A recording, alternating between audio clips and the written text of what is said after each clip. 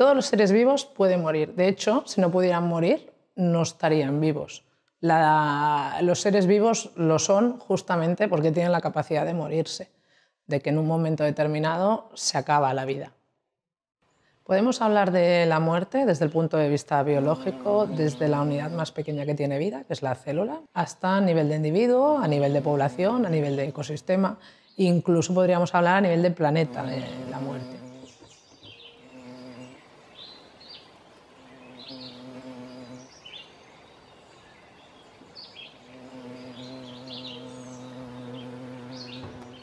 Una célula se muere cuando es incapaz de mantener el medio intracelular estable y adaptarse al medio extracelular. Es decir, las células normalmente mantienen un equilibrio, que tienen una concentración de iones determinada en su interior, de sustancias que necesitan y que intercambian con el exterior. Cuando es incapaz la célula de mantener tal y como tiene que estar este medio intracelular, se ha muerto.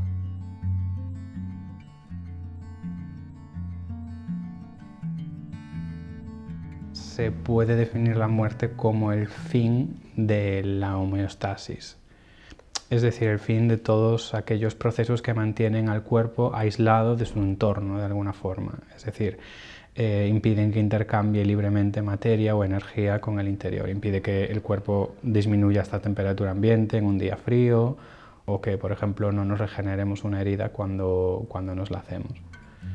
Es decir, nosotros como un ser vivo y un conjunto de tejidos y de células organizado, estamos manteniendo un cierto orden con respecto a nuestro entorno.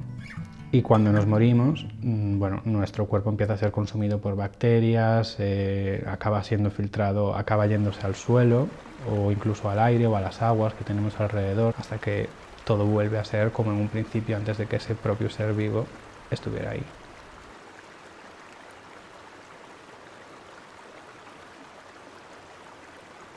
Dejaremos de ser nosotros para ser el anfitrión forzoso de un montón de microorganismos que harán un nuevo ecosistema de nuestro cuerpo inerte. Y allí empezará un nuevo ciclo en el que ellos podrán proliferar debido a nuestra ausencia.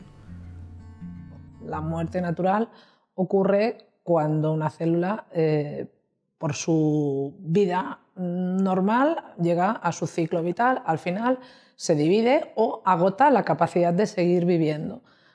En otros casos la muerte se puede producir por un proceso patológico, por una infección, un virus, una bacteria, un traumatismo. Efectivamente, lo único que tenemos seguro desde que nacemos es que vamos a morir. Lo único que se sabe cuando se emprende un viaje es que va a acabar. La vida es un constante encajar pérdidas o de saber adaptarse al cambio. La biología puede explicar la muerte únicamente desde el punto de vista biológico. Para explicar la muerte a nivel de célula o a nivel de individuo son necesarias otras disciplinas, otros conocimientos como la bioinformática, la filosofía. La muerte biológica es un concepto muy parcial. Yo creo que el hecho de conocer la muerte nos motiva a emprender, a iniciar proyectos, a querer aprovechar el tiempo que podamos estar aquí, para que el propio individuo se pueda reafirmar y que su existencia tenga un sentido.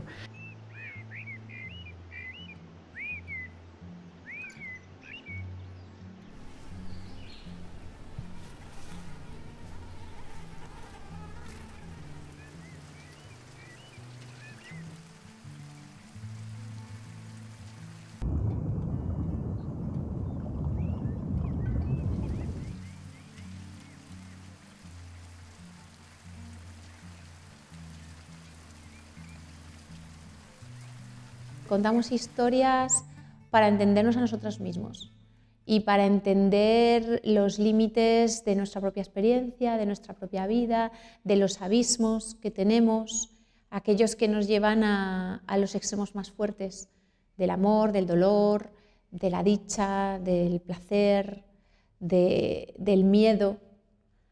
Pues necesitamos pequeñas experiencias encapsuladas, que es lo que nos dan las historias, los relatos, para vivirlas una y otra vez y en esa sensación de repetición intentar aprender algo, intentar prepararnos para nuestra propia vida. Ese proceso completo, esa evolución, ese viaje del conflicto que se inicia, que evoluciona y que se soluciona de alguna manera, ese camino tiene que estar.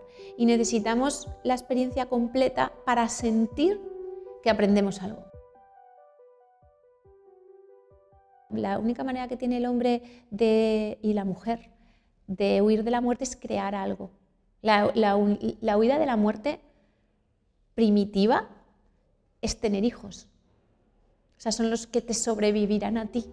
Y otra manera de crear es el arte, de trascender, es decir, de lo que dejas detrás son tus obras. Hemos llegado a una expresión, creo, cultural en Occidente que negamos mucho de la muerte y de las muertes. Y es muy importante aprender a vivir, pero también es importante aprender a morir. Y creo que es uno de los retos de nuestra civilización.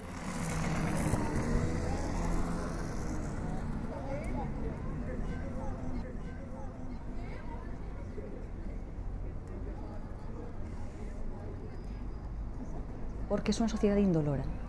Es una sociedad que todo lo que no sea felicitante, agradable, de placer, no se quiere, no se desea. La muerte es la excepción, la muerte es el ya no, la muerte es la ausencia. Por tanto, en la vida cotidiana no hay lugar para ella.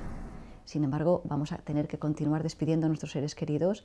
Estamos cada día viendo muerte en la televisión y a pesar de la presencia cotidiana de la muerte en televisión, siempre es tele. Es decir, hay una distancia y por tanto no me toca.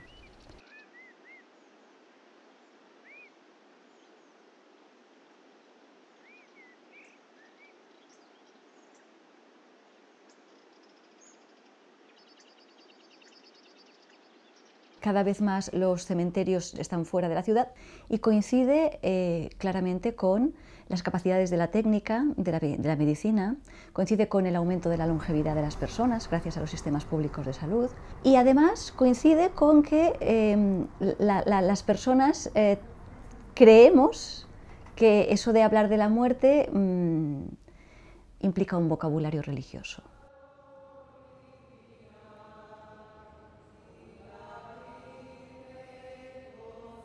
Tenemos una tradición científica y a la vez cristiana o influenciada por una religión donde la muerte se le considera un más allá, la posibilidad de un más allá. Y entonces cuando la ciencia nos dice que la muerte, cuando aparece la muerte, se termina todo, tenemos este tabú de hablar del nada.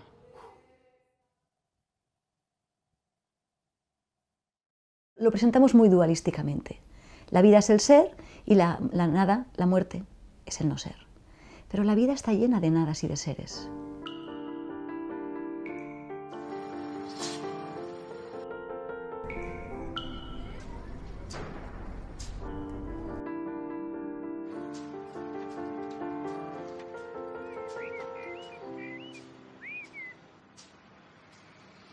Por lo tanto, es un tabú si queremos que sea un tabú. En algunas sociedades, por ejemplo las norteamericanas y las británicas, todavía en algunas opciones religiosas, después del funeral se invita a la gente a casa a tomar un café, a comer.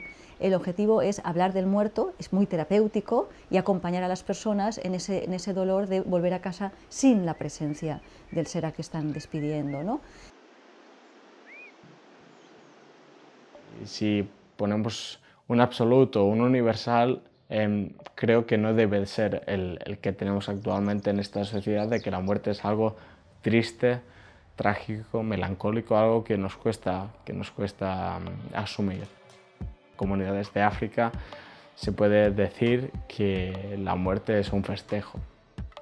En Mesoamérica también, en partes de Centroamérica, tenemos que el Día de los Difuntos, 1 y 2 de noviembre, bueno, la gente va a hablar con los espíritus de las personas que han muerto. Educar para la muerte, que es educar para la vida, pasa por no ocultar la enfermedad a los niños. Creemos que les hacemos un favor no haciéndoles pasar por estos malos ratos de tanatorio, de decrepitud, de dolor. Les hacemos el flaco favor si no les acompañamos a gestionar esos sentimientos de pérdida. Para el niño, enfrentarse a una pregunta de esta índole va a ser bastante dificultoso. Por lo tanto, simplemente hay que adaptar unas herramientas pedagógicas, hay que hacer una teoría concreta, específica, para poder llevar esto que estamos hablando ahora a los centros escolares y creo que si se hace, será un bien para la humanidad entera. Hablen de la muerte, tengan un vocabulario, se despidan de sus padres, se despidan de sus hermanos si van a morir y se despidan de los abuelos, que es justo lo contrario que lo que hacemos nosotros, ¿no?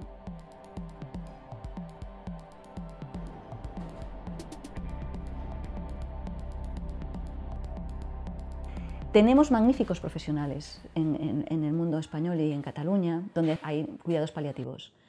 Es una nueva especialidad que se han dado cuenta que hacía falta. El trabajo de paliativos consiste básicamente en atender al paciente y a la familia que viene en una situación de enfermedad habitualmente avanzada, con mal control del dolor o viene con ahogo, sino que también hacemos una valoración muy importante de la familia, hacemos una valoración también emocional, de cómo está, si se encuentra pues, con ansiedad o con tristezas, exploramos también la exploración espiritual, ¿no? Que es lo que le da sentido a la vida, la sensación de legado, que no hay conflictos para resolver o que tiene un buen control de síntomas. Es un paciente que vive relativamente bien el proceso de final de vida, porque lo vive también como una trascendencia, ¿no? Puede ser cercano o no cercano. Ahora, el paciente que no ha tenido pues, muchos temas resueltos, ¿no? Que quedan muchos temas pendientes para resolver, puede ser que tenga un pronóstico corto o medio largo, que es un paciente que sufrirá también muchísimo, ¿no? Claro, el riesgo de morir o el miedo a morir, ¿no? es una sensación que el paciente la vive como una amenaza vital.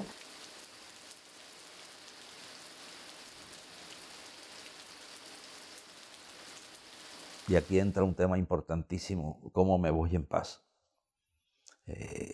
Aprender a vivir.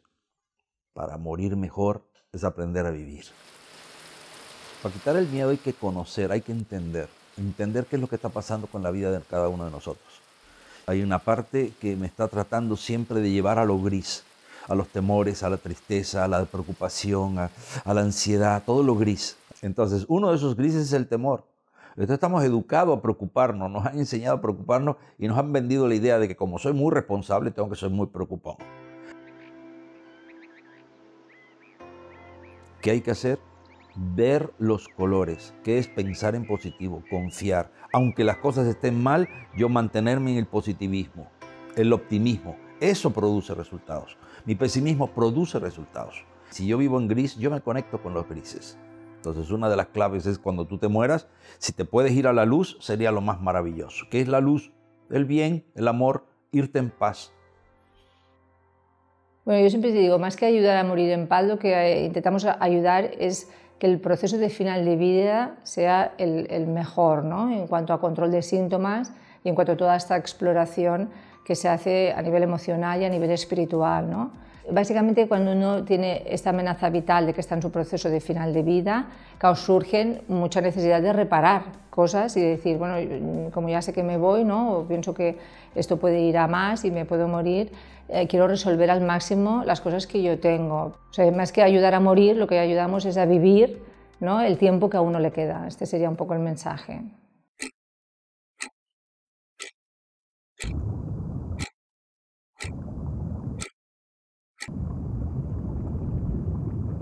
La sociedad occidental tiene una concepción de la vida como calidad de vida y la calidad de satisfacción de expectativas. Cuando en esas expectativas no está la de morirse bien, siempre te pilla mal, porque no esperas que vas a morirte. Tenemos mecanismos para solucionar eso. No olvidar quiere decir saber conscientemente que todo el mundo nos vamos a morir y hay que hacerlo bien y estar preparado. Y tenemos mecanismos de tipo hacer el testamento, hacer documentos de voluntades anticipadas, pero también está el tema de no tabuizarlo, es decir, de que no dé mal rollo hablar de eso. Sí que podemos decidir, o al menos compartir con personas que están a nuestro alrededor, qué es lo que queremos una vez nosotros nos vayamos.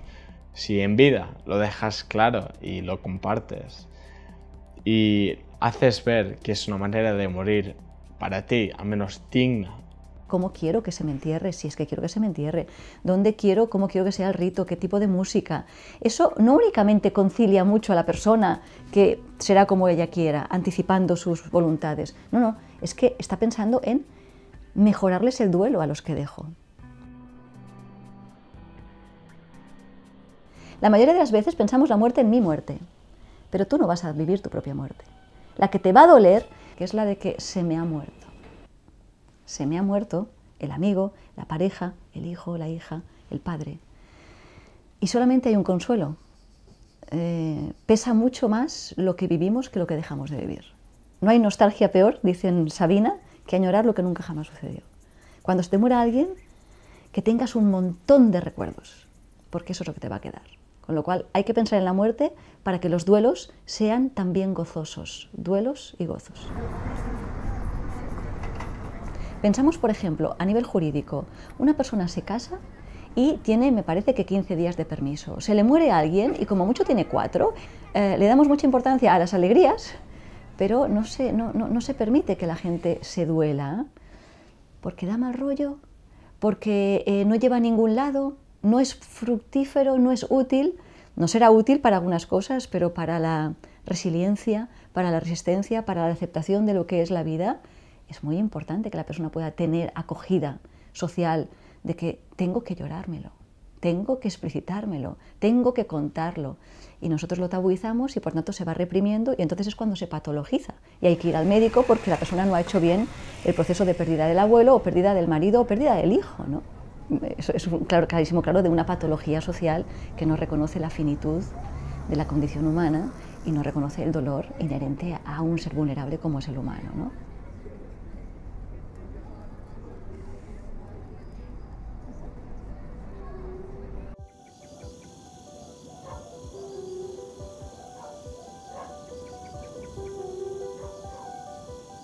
Es decir, que una persona sufra sola es un doble sufrimiento.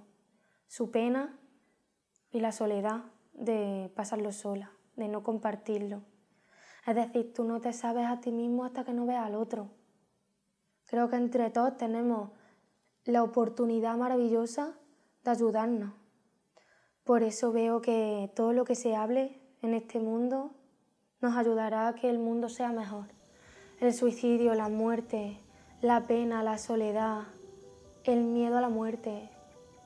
Y gracias al arte o gracias a la música, creo que es una buena oportunidad de ponerlo en común. Porque en realidad cuando alguien te canta algo con lo que tú te identificas, te está sanando.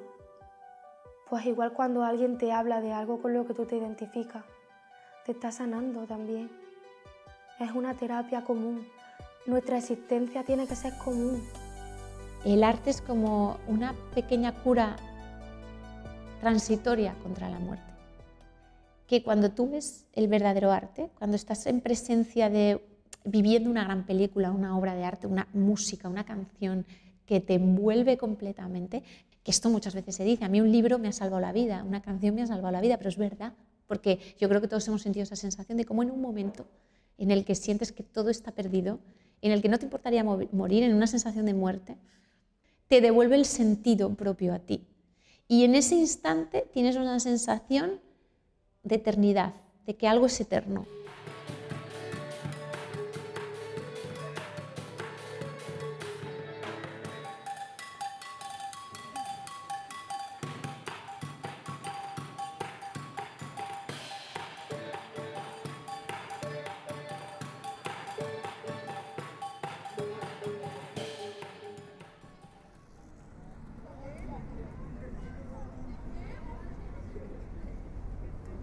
A mí no me da miedo cantar sobre la muerte, a mí me hace sentirme libre, Porque precisamente en la música encuentro este espacio donde puedo ser yo, puedo dar rienda suelta a mis sentimientos y proyectarlos, a veces sobre un público, a veces sobre la naturaleza, a veces en las 4 paredes de mi habitación.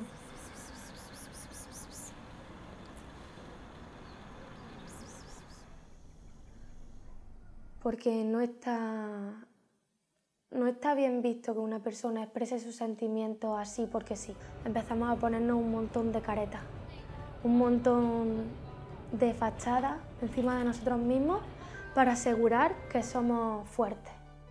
Cuando en realidad la fuerza es que te pasen cosas en la vida y saber afrontarlas. Y con las cosas que te pasan en la vida, compartirlas y poder hacer que una persona a la que le pasa lo mismo tenga esperanza a partir de tu ejemplo o simplemente sepa que no está sola. Toda historia es una tensión entre la pulsión del eros, de la vida, y la pulsión del tánatos, de la muerte. Si no existe una ecuación, una fuerza, unos vectores que tiran de los personajes como tiran nuestra propia vida, de la conciencia de vida y la conciencia de muerte, en el arte, que en el fondo es la sublimación de los deseos más profundos, pues más. Entonces ahí yo sí que creo que todas las historias son una lucha contra la muerte, o es una tensión de muerte en algún sentido. En el flamenco, como en la mayoría de las músicas tradicionales, se da respuesta a las grandes preguntas sobre el sentido de la vida. ¿Por qué estamos aquí? ¿Si habrá algo después de la muerte? ¿Qué sentido tiene lo que hacemos? Porque en realidad todo el mundo quiere saber por qué está recorriendo su camino. Y yo necesito hablar sobre la muerte si quiero comprender el dolor que me causa y que ese dolor no me transforme en una persona que no quiero ser. Que nos enseñan a obedecer sin cuestionarnos, ni siquiera a nosotros mismos, y nos enseñan a caminar por los caminos que ya están hechos. No respetan a la gente que tiene ya su propio camino, y yo creo que todos lo tenemos. La lucha contra la muerte, la búsqueda del amor, la pérdida del amor son los motores que permanentemente te están empujando a buscar en otro lugar. Es luchar contra eso, contra no ser efímero. Los griegos decían que existen 2 tiempos y de ellos tenían 2 dioses. Una estaba el dios Cronos, que era el tiempo que pasaba, y el Kairos. El Kairos es el tiempo, él decía, de las emociones, el tiempo del arte, el tiempo de la experiencia vertical. En el Kairos un segundo puede ser un año o 1.000.000 de años. Pasamos mucho tiempo de nuestra vida educándonos para conseguir un fin. Y la educación tiene que ser el fin en sí mismo, es decir, el camino. Mejorándote en el momento hace que luego el futuro sea mejor. Pero si nos olvidamos del momento presente, el momento futuro no será mejor. Porque en el futuro, cuando llegue, estaremos pensando en el futuro, que tampoco estará.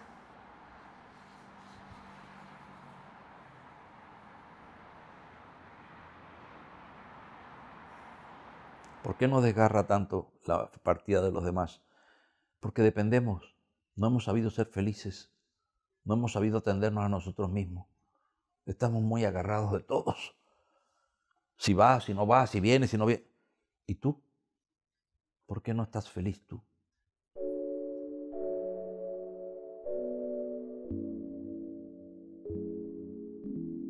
Qué fantástico cuando recibes una sonrisa. Qué fantástico es cuando das la mano a alguien. Qué bien se siente ayudar, porque nos acercamos a nuestra naturaleza. Yo creo que bajamos a este mundo a mejorarnos. Las almas bajan a jugar en este mundo tan azaroso y tan caprichoso. Y en realidad el azar es lo que nos pone a todos en la misma balanza. Porque en la vida no importa cómo te llames o cuánto dinero tengas. Cuando la vida te llega, te llega. Y cuando la muerte te llega, te llega. Y hay que tener cuidado de llegar a la muerte y darte cuenta de que en realidad nunca has vivido. Venimos a experimentar. Somos amor. Se nos olvidó eso. En el fondo, de los que no podemos escapar son el amor y la muerte.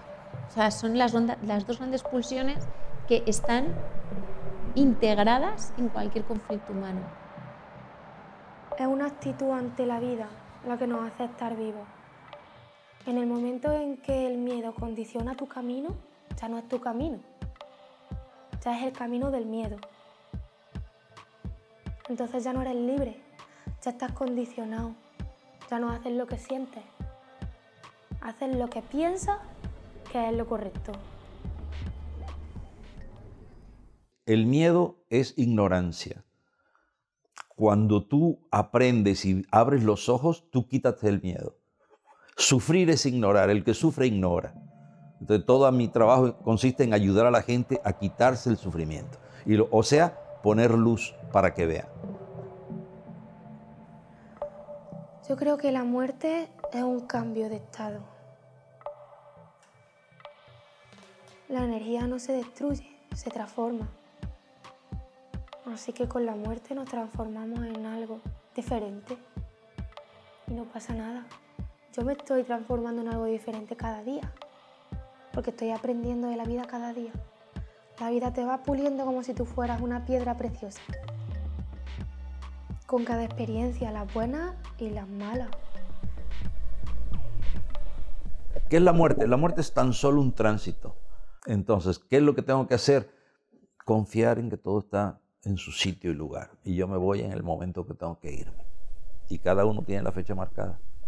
Y cada quien ha marcado esa fecha. Hay dos formas de morir. Morir y vivir con miedo.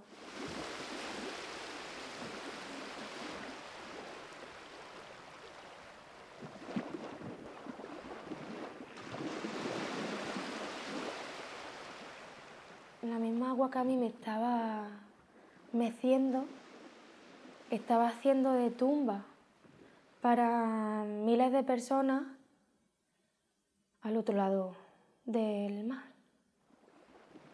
que quisieron cambiar su vida para mejor, atravesando un mar que para mí es el reflejo del horror, de los miedos. Pues ellos rompieron el miedo. Y de este sentimiento de impotencia, de rabia, de tristeza, nació Nana del Mediterráneo.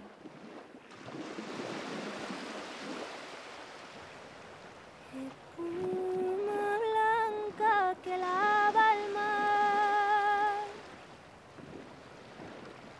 le hiciste cuna de agua y sal, las estrellitas del cielo con nácar peinan su pelo.